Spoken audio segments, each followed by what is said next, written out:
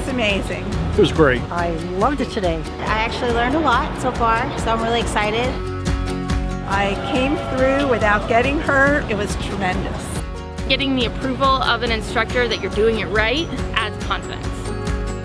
I think it took someone who was nervous and gave a tremendous amount of confidence. I was telling people to stop, I was signaling, I gave the thumbs up, I felt confident.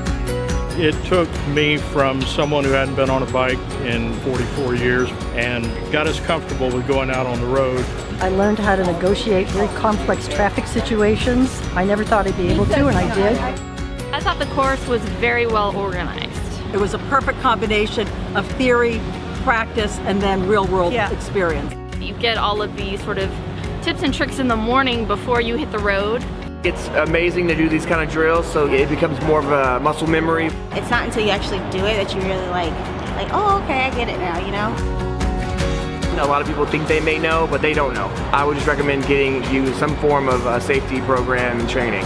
Honestly, I think everyone should take it. Like, everyone should take it.